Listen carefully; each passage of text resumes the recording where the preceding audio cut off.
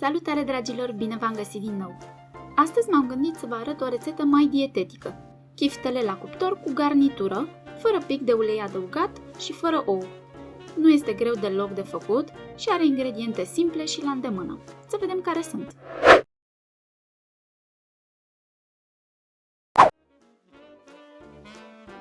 ...500 de grame de carne tocată porc sau porc cu vită, o ceapă mică tocată mărunt, 4 căței de usturoi, o legătură de pătrunjel tocată mărunt, 50 de grame de soia granulată sau miez de franzelă, 150 de ml de lapte, 500 de grame de cartofi curățați, 2 morcovi potriviți, un ardei gras, 150 de ml de supă de pui sau apă, puțin suc de roșii, condiment cu legume uscate fără monoglutamat, sare, piper și un vârf de linguriță de boia iute.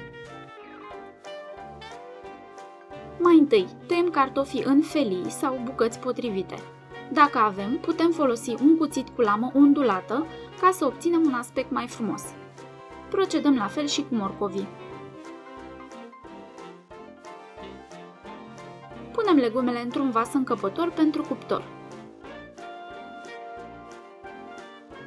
Pentru acest preparat, mi se pare că merg foarte bine condimentele acestea pe bază de legume deshidratate. Au apărut acum opțiuni fără euri de la mai multe branduri, așa că avem de unde să alegem. Acestea sunt de obicei pe bază de sare. Prin urmare, dacă folosiți astfel de condimente, nu mai adăugați sare. Mai punem puțină boia picantă și piper. Eu am aici un amestec de mai multe tipuri de piper, măcinate mai mare. Amestecăm bine. Cine dorește, poate pune și puțin ulei de măsline, dar nu este nevoie. Preîncălzim cuptorul la 190-195 de grade Celsius. Pentru cuptorul electric puteți alege orice program care nu dă căldură de sus. De obicei, în chiftele punem miez de franzelă înmuiat în lapte sau apă, dar eu vreau să vă arăt că mai puteți utiliza și altceva, anume soia granule. Peste ea punem laptele și o lăsăm puțin deoparte. Peste carne adăugăm usturoiul dat prin presă, puteți pune mai mult sau mai puțin după gustul vostru, ceapă tocată mărunt, pătrunjel tocat, o jumătate de linguriță de piper, o linguriță de sare nu prea plină și granulele de soia hidratate împreună cu tot lichidul lor. Amestecăm. După cum bine ați observat, nu am pus ou deloc. Oul nu este indispensabil pentru a avea chiftele legate, dar este indispensabil să amestecăm bine cu mâna până când se formează o pastă omogenă și lipicioasă. Această frământare a cărnii va lega chiftelele. Formăm bile din carne. Este important să nu le faceți prea mici. Cu cât le faceți mai mici, cu atât vor ieși mai uscate. Punem carnea peste legumele pregătite mai înainte.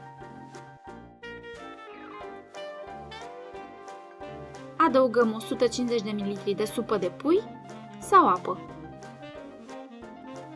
Ca să nu obținem un preparat sec și uscat, este indicat să folosim o pungă pentru friptură.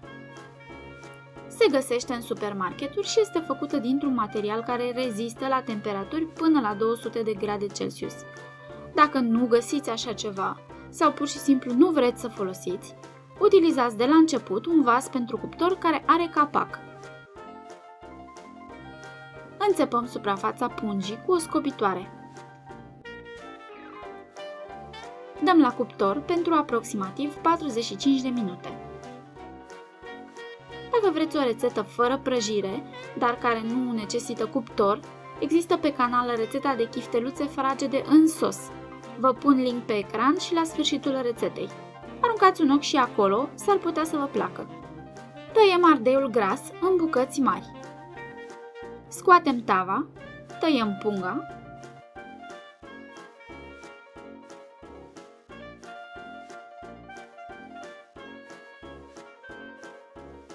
și punem bucățile de ardei gras.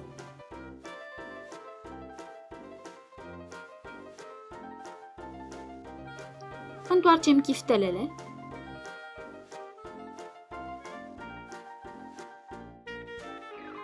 Adăugăm și suc de roșii sau chiar bucăți de roșii proaspete dacă avem și mai dăm la cuptor pentru maxim 15 minute. Apoi putem servi. Așadar, ce gust are acest preparat? Legumele sunt înnăbușite și seamănă la gust cu tocănița de cartofi.